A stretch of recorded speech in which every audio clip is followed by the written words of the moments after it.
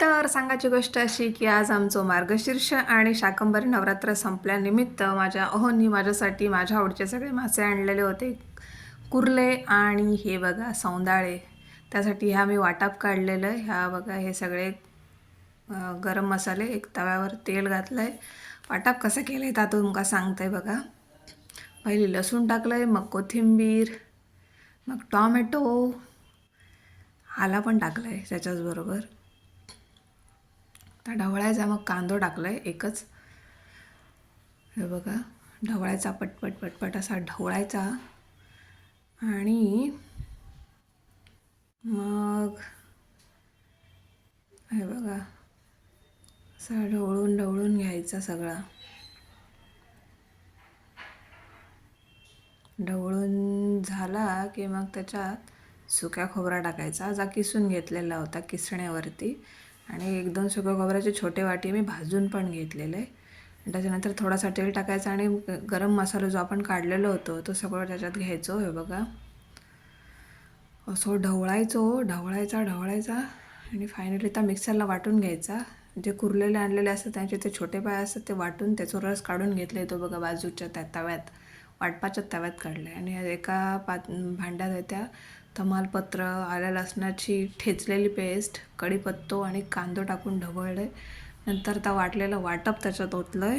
हे बघा सुका खोबरा मी भाजून पण घेतलेला आहे शेगडीवरती थोडासा, त्याच्यामुळे वाटण काळा झाला. आहे बघा असं ढवळायचा. त्याच्यात मसाले, लाल तिखट टाकायचा, आपण किती तिखट हवं आहे त्या प्रमाणात टाकायचा. हळद पण टाकायची त्याच्यात. असा ढवळीत राहायचा फास्ट. आणि मग तर पाणी ओतलं आहे खेकड्यांच्या पायांचा, मिक्सरला लावून काढलेले त्या बघा. त्याच्यात मीठ टाकलं आहे आणि मग उकळी इल्यावर हे असे खेकड्याचे ते मधले पीस आणि नांगे काय डेंगे टाकलं आहे. एका तव्यावरती तेल घेतलं आहे आणि त्याच्यात खेकड्याचा जो वरचा कवच असता त्याच्यात खूप सारी लाकी होती, म्हणून मग मी त्याच्यात पीठ लावून असं फ्राय करून ठेवलं आहे. त्याच्यावर झाकण मारलं आहे.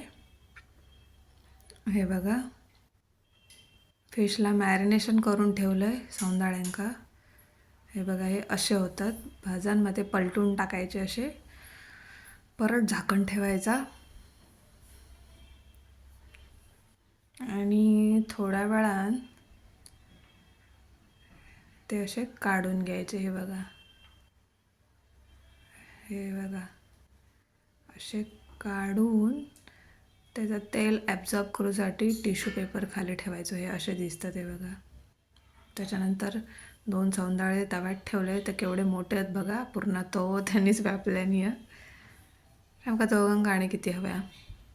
हे बघा फायनली कुर्लेचो रस्सो तयार असा.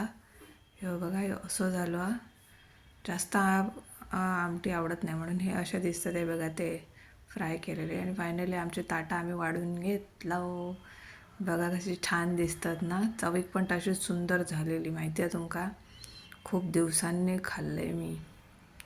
ॲक्च्युली मी पहिला व्हेजिटेरियन होतं आहे. कोरोनाच्या 2021च्या एंडपासून मी नॉन व्हेजिटेरियन झालं आहे. डॉक्टरांनीच सांगितल्याने कोरोना झालं तेव्हा पण आणि कमरेसाठी पण. चला टाटा बाय. आणि हां, लाईक आणि सबस्क्राईब करूक विसरा नको माझं चॅनल कोकणी कारनामे. ह्यो पण एक कारनाम्याचाच प्रकार असा, कारण मी आयुष्यात कधी असं केलेले नाही, पहिल्यांदाच करतंय हे प्रकार. धन्यवाद. थँक्यू.